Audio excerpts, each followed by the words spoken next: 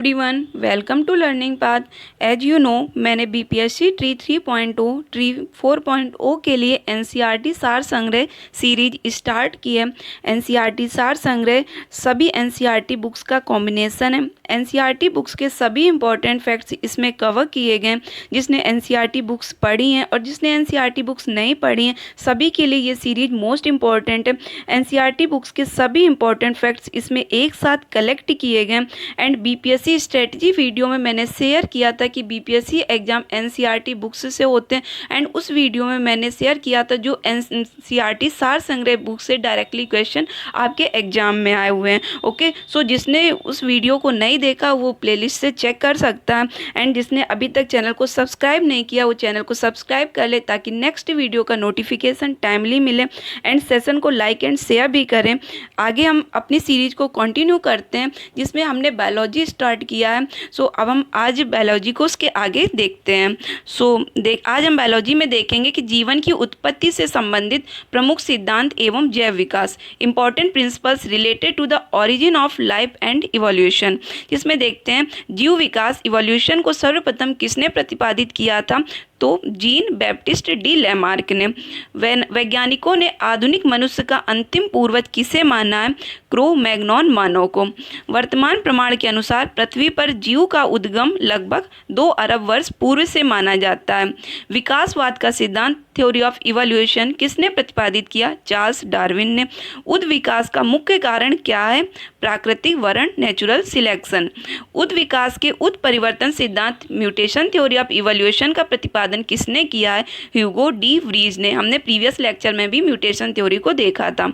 आगे हम देखते हैं आर्कियोटेरिक्स जुरैसिक युग का सबसे प्राचीन पक्षी है जो सरीसृप व पक्षी वर्ग के मध्य की कड़ी है। तो आपके एग्जाम में क्वेश्चन आ सकता है जुरैसिक युग का सबसे प्राचीन पक्षी कौन सा है, तो आर्कियोटेरिक्स है।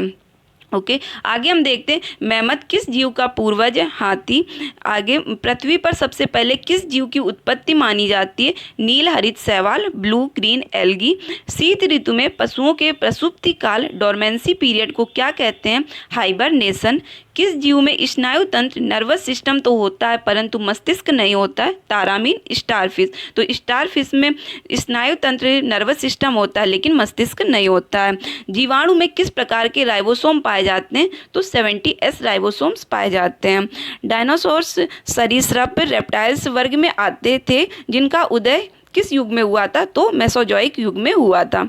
आगे देखते हैं नील हरित शैवाल जीवाणु तथा कवक में लवक नहीं पाए जाते बल्कि लोमिली आकार की कौन सी संरचना पाई जाती है, तो वो क्रोमेटोफोर्स। Okay, chromatophores.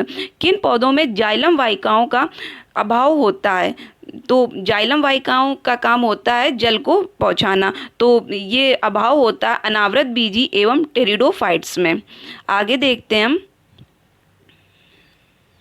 5 जगत वर्गीकरण 5 किंगडम क्लासिफिकेशन किसके द्वारा प्रस्तुत किया गया था, तो व्हिटेकर के द्वारा। जंपिंग जीन की खोज किसने की थी, मैक क्लिंगटन ने। कौन से 4 डीएनए तथा आरएनए दोनों में पाए जाते हैं, तो एडेनिन ग्वानिन तथा साइटोसिन। ऐसे कौन से उड़ने वाले जीव हैं जो पक्षी वर्ग में नहीं आते हैं, तो चमगादड़। चमगादड़ को उड़ने की कीट एवं क्षमता होते हुए भी पक्षी वर्ग के अंतर्गत नहीं शामिल किया जाता बल्कि इसे स्तनपायी वर्ग में सम्मिलित किया जाता है। वह समूह जिसके जंतु प्रायः रात्रिचर होते हैं, तो मच्छर, चमगादड़ एवं उल्लू। अब हम देखते हैं कुछ साधारण नाम, उनके वैज्ञानिक नाम। तो जो कॉमन नेम हम यूज करते हैं और उनके जो साइंटिफिक नेम होते हैं वो हम देखते हैं। तो इसे हम बीच में ट्रिक्स भी बताएंगे जिससे आपको ईजिली याद हो जाएगा।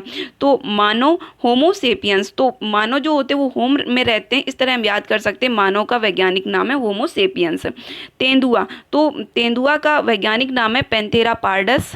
तो आप देखते हैं तेंदुआ, बाघ और शेर तीनों के आगे पैंथेरा लगा हुआ है। ओके, और उसके बाद देखते हैं तेंदुआ पार्डस, बाघ के आगे टिग्रिस एंड शेर लियो। तो शेर लॉयन को बोलते हैं, तो लियो लॉयन से आप याद रखिए लियो, तो शेर का हो जाएगा पैंथेरा लियो। बाघ का आप टाइगर, बाघ को टाइगर बोलते हैं तो आप टाइगर से टिग्रिस कर लीजिए, तो बाघ का हो जाएगा पैंथेरा टिग्रिस। एंड तेंदुआ को पैंथर बोलते हैं तो तेंदुआ को आप पैंथेरा पार्डस से याद कर सकते हैं, पी से। ओके, आगे देखते हैं। मटर को पाइसम सटाइवम बोलते हैं।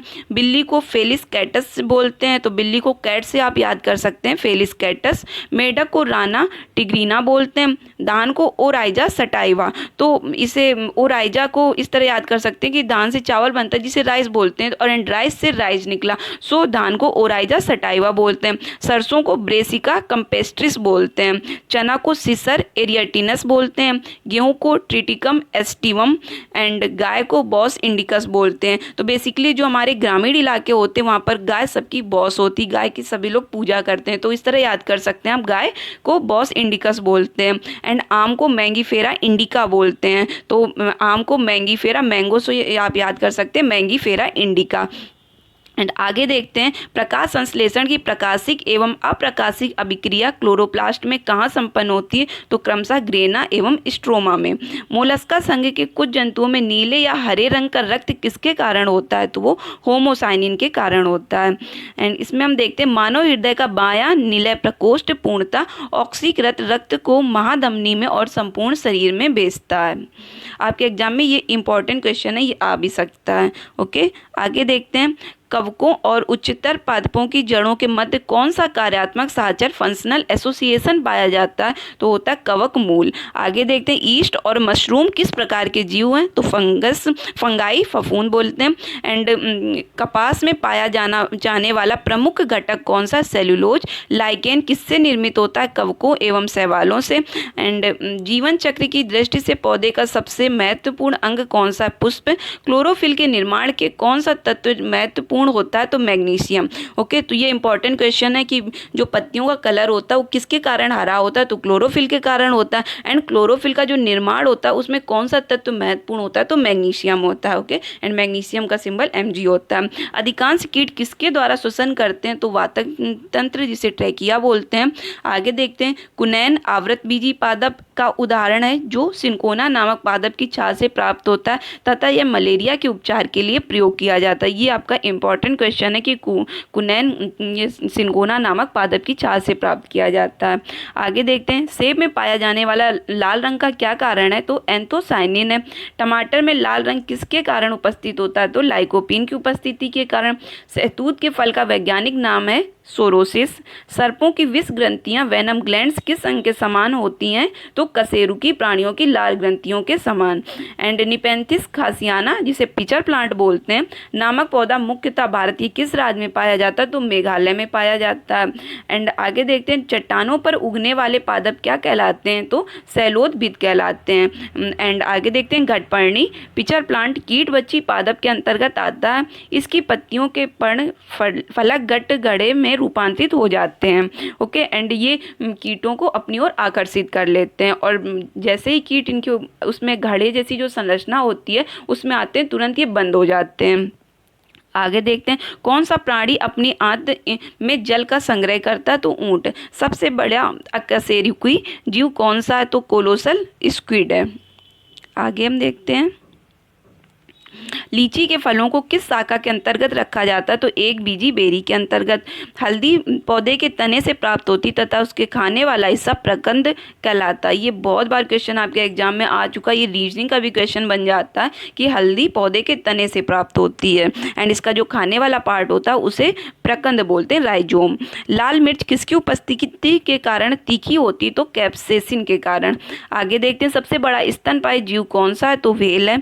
रेशम का कीड़ा अपने जीवन काल की किस अवस्था में वाणिज्यिक तंतु कमर्शियल फाइबर्स उत्पन्न करता है, तो प्यूपा अवस्था में कमर्शियल फाइबर उत्पन्न करता है कौन, रेशम का कीड़ा। गर्म रुधिर वाले वार्म ब्लडेड या समतापी आइसोथर्मल जंतु के शरीर का तापमान कितना होता है, सदैव एक समान रहता है। जितने भी वार्म ब्लडेड होते हैं उनका जो टेम्परेचर होता है हमेशा एक समान होता है। समुद्री घोड़ा सी हॉर्स किस प्रकार के जीव का उदाहरण है, तो मछली का। वह कौन सा स्तनपायी जो अंडे देता है, बच्चे नहीं, तो वो एकिडनाय। जानने की इच्छा प्रकट करना तथा गूढ़ चिंतन व मनन करना मनुष्य को वानर गुणों से अलग करता है। ओके, अगर आपके एग्जाम में क्वेश्चन हो जाए कि मनुष्य को वानर गुणों से क्या अलग करता है, तो जानने की इच्छा प्रकट करना और गूढ़ चिंतन जो होता है और मनन करना, वो मनुष्यों को वानर गुणों से अलग करता है। मानव शरीर में पाई जाने वाली सबसे छोटी कोशिका कौन सी होती? तो शुक्राणु होती, स्पर्म। सील किस वर्ग का प्राणी है? स्तनपायी। कॉर्क किस पेड़ से प्राप्त होता है? तो क्वेरकस से। डॉल्फिन किस वर्ग के अंतर्गत आते हैं? स्तनपायी। अफीम या फिर मॉर्फिन पोस्ते के पौधे के अधपके फल से प्राप्त होता है। आगे, गन्ने के रोपण में उसके किस भाग का प्रयोग किया जाता है? तना। लहसुन की गंध, द स्मेल ऑफ गार्लिक का क्या कारण है? सल्फर यौगिक की उपस्थिति। ओके, ये क्वेश्चन आपके एग्जाम में कई बार आ चुका है प्रीवियस ईयर में, कि जो लहसुन की गंध होती है, स्मेल होती गार्लिक की, वो किसके कारण होती है? सल्फर यौगिक के कारण।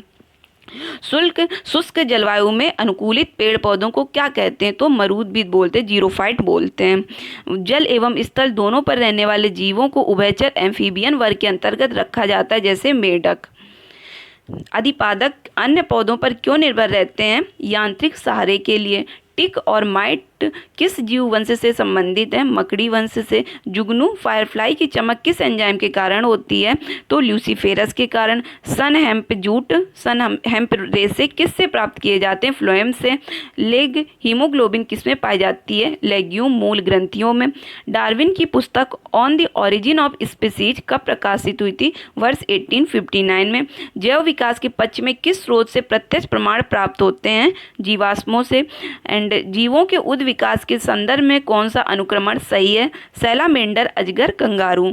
किन कशेरुकी जीवों में कंकाल पूर्णतः अनुपस्थित होता है? तो सरीसृप, रेप्टिला। एंड कॉकरोच और सिल्वर फिश में किस प्रकार का परिसंचरण तंत्र, सर्कुलेटरी सिस्टम पाया जाता है? तो खुला परिसंचरण तंत्र, ओपन सर्कुलेटरी सिस्टम। स्तनपायी भ्रूण के उत्सर्जनी उत्पाद किसके द्वारा बाहर उत्सर्जित किए जाते हैं? तो अप्रा, प्लेसेंटा। चमगादड़ कैसा प्राणी है? नियत तापी, वार्म ब्लडेड है। एंड जिनका मैंने बताया भी पहले की स्लाइड में कि जो वार्म ब्लडेड होता है उनका टेम्परेचर सेम रहता है। विज्ञान की पैलियोनटोलॉजी नामक शाखा के अंतर्गत जीवाश्मों का अध्ययन किया जाता है। इसके बारे में हम प्रीवियस लेक्चर में भी डिस्कस कर चुके हैं। सो आप उसे रिवाइज भी करते रहिए ताकि आपको एग्जाम में हेल्प करे।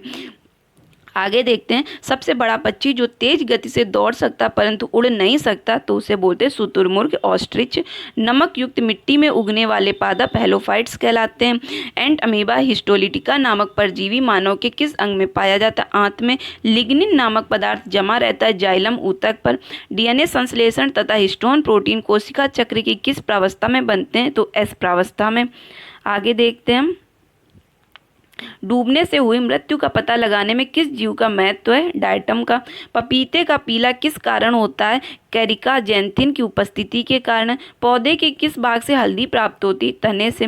किस शैवाल में आयोडीन का निर्माण होता है? तो लेमिनेरिया नामक शैवाल से, जिसे भूरी शैवाल बोलते हैं।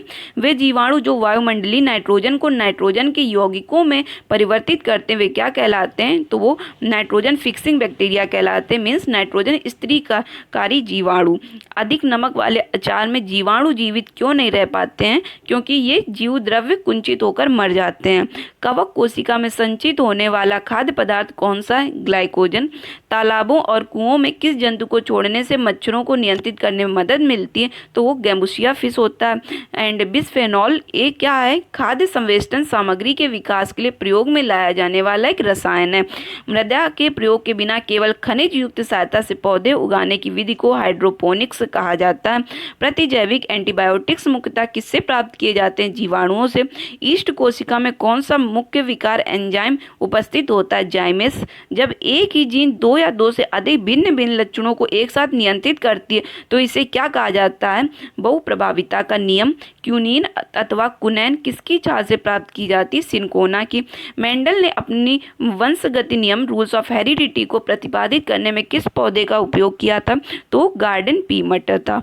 ग्रेगर जॉन मेंडल को आधुनिक आनुवंशिकी का जनक, फादर ऑफ मॉडर्न जेनेटिक्स कहा जाता है। एंड सूखा सहिष्णुता से संबंधित हार्मोन है एब्सिसिक अम्ल। अधिकांश एंजाइम किस ताप पर सर्वाधिक सक्रिय होते हैं? तो 20 डिग्री सेंटीग्रेड से 35 डिग्री सेंटीग्रेड के मध्य। आगे देखते हैं, सीप, घोंगा, स्क्विड, कौड़ी, ऑक्टोपस, कटल फिश आदि मोलस्का संघ फाइलम मोलस्का के प्रमुख जीव हैं। तो ये भी आपका इंपॉर्टेंट फैक्ट है। ओके, सो यहाँ से हमारी ये सीरीज इस वीडियो में ख़त्म हुई। आगे हम इस सीरीज को कंटिन्यू करेंगे नेक्स्ट वीडियो में। एंड अगर वीडियो पसंद आया हो तो लाइक करें, एंड चैनल को सब्सक्राइब करें एंड अधिक से अधिक शेयर भी करें। Thank you for watching.